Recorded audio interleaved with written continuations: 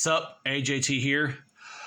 So this video right here I'm making is about Resident Evil, of course, but it's something different from a person who would pay attention to the story and the continuity and such. Something that I've been wanting to talk about, how the series went from good to completely crap over the years. Poor management, pretty much, for what I've seen. So anyways, here it is. So basically, for what I've seen from the latest installments, Resident Evil has like the most stupid convoluted storyline that I ever heard. That, you know, I like when storytelling has continuity, everything's connected, everything's making more sense.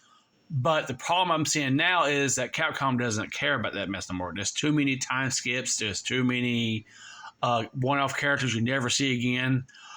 It's like you keep creating stuff that leads to nowhere.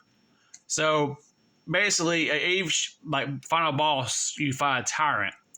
Of course, everybody played originals. Everybody knows what happened and all that best.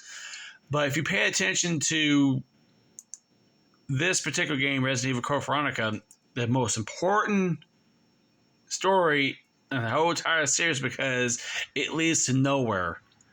I'm gonna let the scene play out, and just let me know what you think. Chris!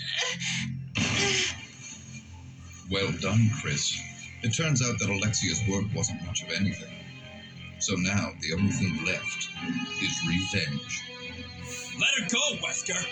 You don't want her. Fine. Claire! Today's a good day. I came for Alexia, but killing you is even better. Sorry to disappoint you, but Alexia is gone. That's no longer a concern to me. I have... Now, pay attention what Wesker's about to talk about, because I'm going to explain this later. Steve to work with. What? Steve? In his body, there's still a living T. Alexian virus. Steve should be a good specimen. Maybe he'll come back alive, just as I did, and be able to see your sister again. And now we go to Resident Evil 5. Before we go to Resident Evil 5, let's talk about Resident Evil 4. Now, you probably think about, where's Steve at? Well, Capcom doesn't care about Steve. And this is where the continuity problems comes into place, because you're thinking about, well, Steve should have been in Resident Evil 5, not Jill. Why is Jill in that situation? Why is she wearing that Samus outfit? And here's another thing. Now, Metal Gear Solid, Guns of the Patriot came out before Resident Evil 5, as I remember. But in that game, you had a copied fight with the needle injection scene, because in Metal Gear Solid, you had to inject Vamp. And in Resident Evil 5, you had to do the same damn thing to Wesker. That's a funny thing, if you think about it. Pretty much, that whole fight was completely crap. Resident Evil 5 went downhill. It made a lot of money. Of course, Capcom cares about money. Like I said, they don't care about continuity. But anyways, Steve should have been alive. So here's what I'm thinking: what happened behind the scenes when Shinji Mikami left. Capcom was screaming around, you know, hey, we got completely ignore this mess. We don't want nothing to do with this. Now, you would think that in Resident Evil 5, you know, during a fight of this, Wesker would have a scar on his face, which somehow it magically disappeared.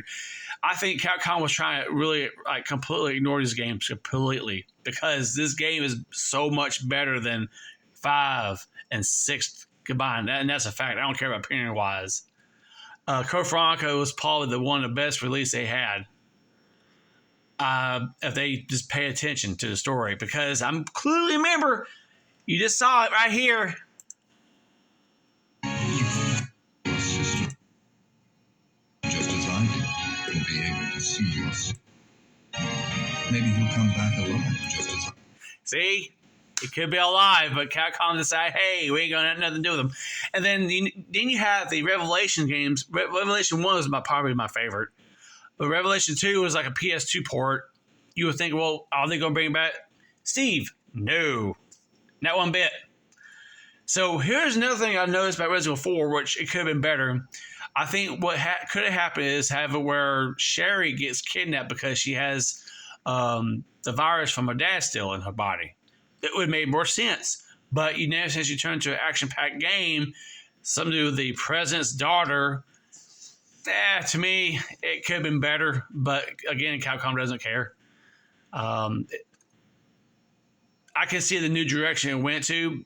But yeah, this is pretty much where it leads to right here. So let's go back right here. You get out of here. But what about? As a surviving member of SCAR.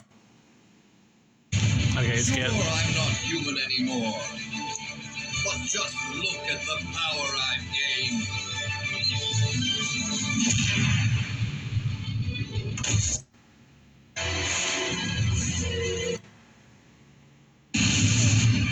And this is where I'm talking about the scar on his face. See? Today's your lucky day. Next time we meet, don't count on another. Next time. Until we meet again. And we would go here. Here we go. This is where we meet again.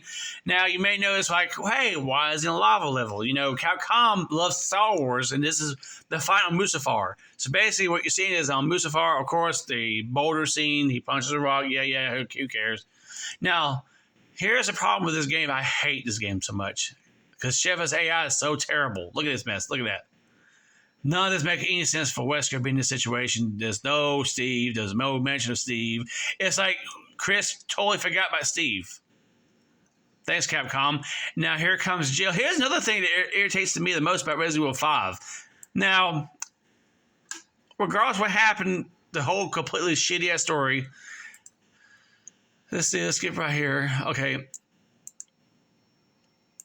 Let's go. Okay, skip. Don't care.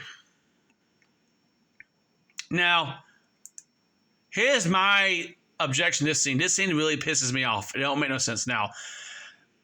I can understand Sheva being in that type of situation. It should have been either Chris and Jill or all three of them. But having Sheva basically having a rocket launcher didn't make any sense. It should have been Jill because Jill had the reason to shoot a rocket launcher at Wesker for what he did to her. It doesn't make any sense. I mean, she's back there in the background watching. And then, I mean, who came up with this idea? It should have been Chris and Jill. This would be a throwback from the first game. It would make more sense. But that's what happens. So we went from, again, fighting a tyrant to fight this crappy-ass Wesker boss. Now, let's get into Resident Evil 6. Now, you may not see it right here. It's a big-ass spider. I don't know who in the hell came up with this cool concept. I'm pretty sure we did this before in Dark Side Chronicles. I vaguely remember that game. I don't like that game either. Because I think in this game, Leon has to use the Sword of Destiny because I don't know what the heck I was fighting. It was pretty much a big spider or fly or some shit. It is just plain garbage. Yeah, there's a fly. Okay, I see a fly. Let's see how bad it was.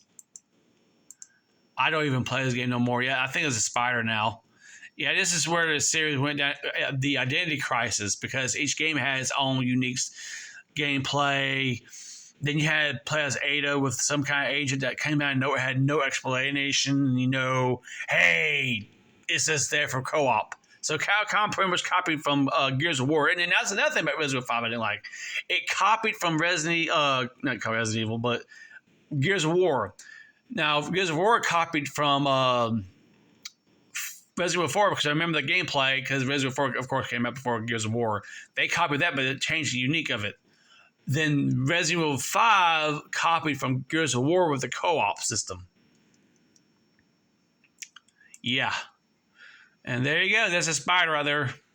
And then it gets even worse. This is where everything went downhill.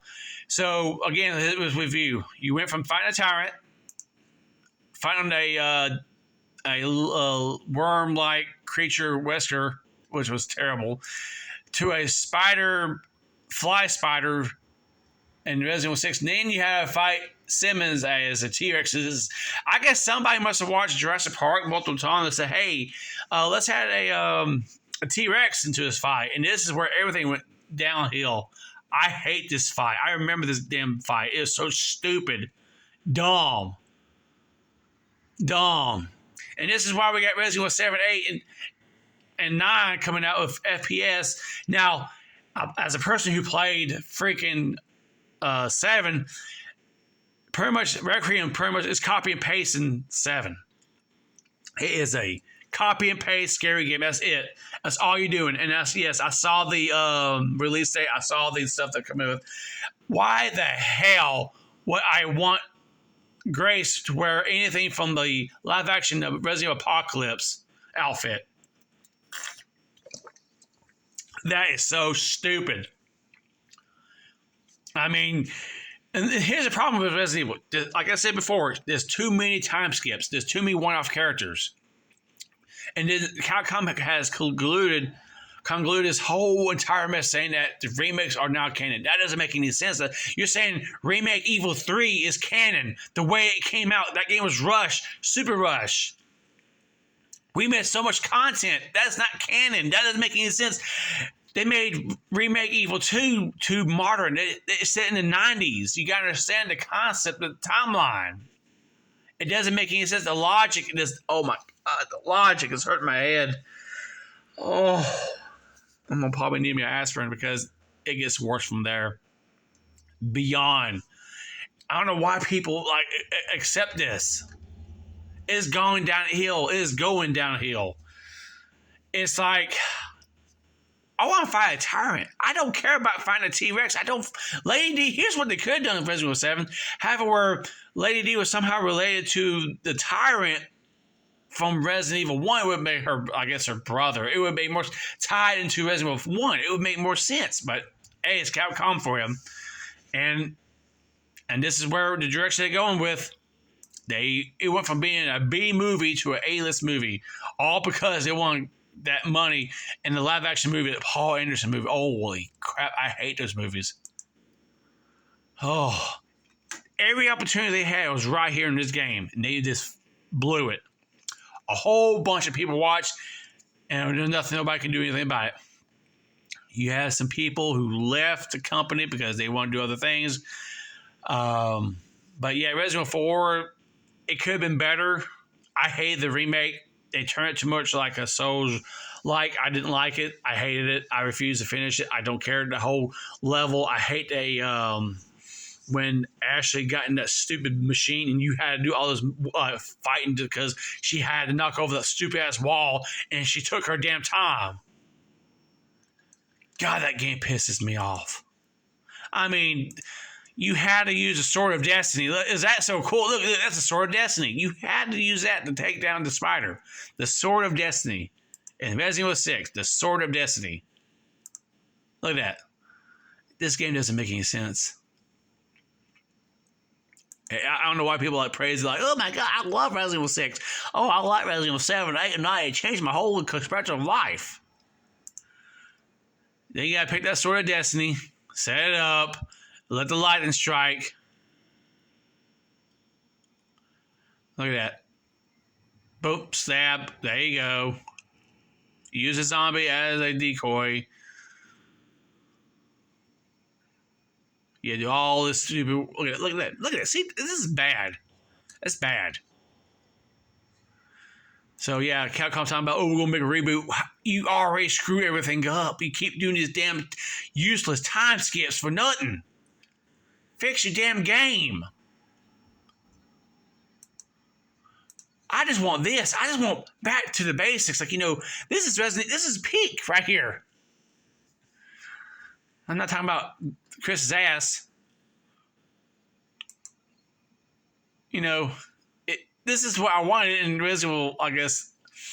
Okay, if you actually think about it, Resident Evil Code Veronica is actually Resident Evil 4, while Resident Evil 4 is actually 5, and so forth. That's technically, but if you add all these spin-offs, it's more than that.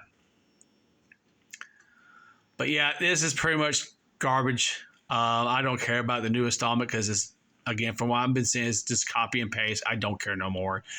If Capcom doesn't care about continuity or storyline, I mean, where's Billy? I mean, I think they had opportunity to do like another prequel to Resident Evil 2 and 3, have you play as Billy and have him go through the city, because something happened.